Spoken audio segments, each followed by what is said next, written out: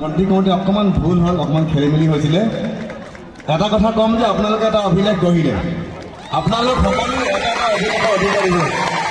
আৰু অকল ৰাজ্যিক অভিলেখেই নহয়, এইটো আমি কথা পাতিম, আমাৰ বাহিৰৰ প্ৰতিনিধি ইয়াত আছে, ৰাষ্ট্ৰীয় অভিলেখো হ'ব, আন্তঃৰাষ্ট্ৰীয় অভিলেখো হ'ব এইটো। আৰু এটা কথা ভাবিছোঁ, এতিয়া মই চিয়ৰ ক'ব নোৱাৰোঁ।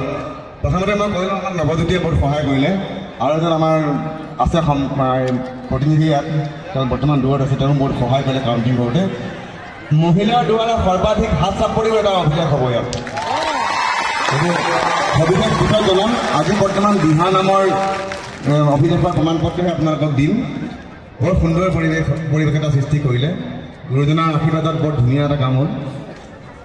বাকীখিনি এতিয়া মই এটা কথা ক'ম, আৰু এটা ক'ম যে আমাৰ যুগলবনী সাংস্কৃতিক কলা কেন্দ্ৰৰ সভানেত্ৰী নিৰ্মলা দাস বাইদেউ এটা সপোন দেখিছিলে, সঁচাকৈ পূৰ্ণ কৰিলে।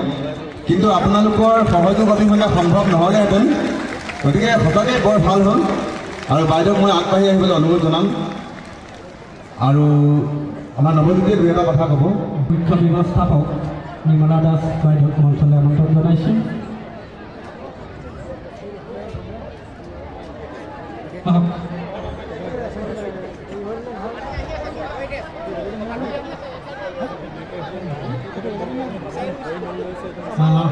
ইতিমধ্যে আমাৰ সঞ্চালক মহোদয়ৰ যোগেদি আপোনালোকে গম পাইছে, মই ইয়াতে আপোনালোকৰ এটা মানে ওপৰত থাকিব পাৰে, মই সেইটো দূৰ কৰি দিছোঁ। আপোনালোকে দেখিলে আমাৰ সন্মুখতে এগৰাকী অসুস্থ হৈ গৈছিলে।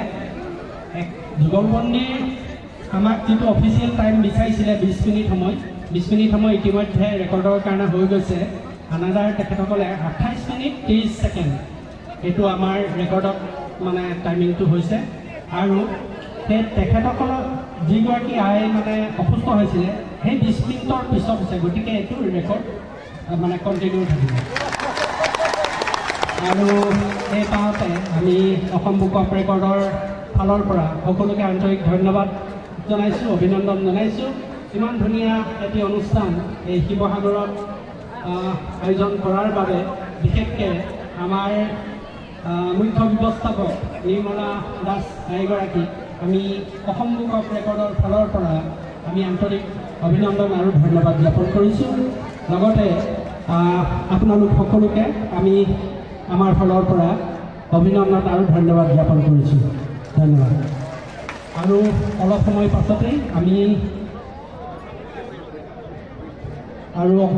পাছতেই আমি 2 মিনিটমানৰ ভিতৰতে আমি আপোনালোকৰ যি প্ৰমাণপত্ৰ আমি এই মঞ্চতে প্ৰদান কৰিম। গতিকে মাত্ৰ আৰু 2 মিনিট সময় ধৈৰ্য ধৰক। বিশেষকৈ গৰম যথেষ্ট, অলপ বহি পেলাই পানী খাই লওক।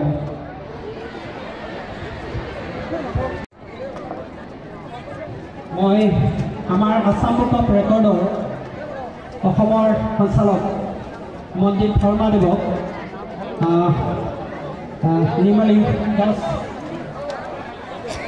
নিৰ্মলা দাস বাইদেউক এখনি ফুলাম গামোচাৰে অভিনন্দন জনাবলৈ অনুৰোধ জনাইছোঁ।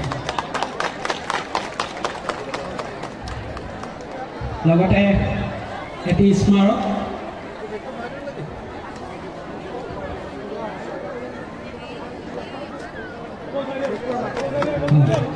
এয়া ৰাজ্যিক অভিলেখৰ আমি প্ৰমাণপত্ৰ তেখেতৰ হাতত দিবলৈ আগবাঢ়িছোঁ।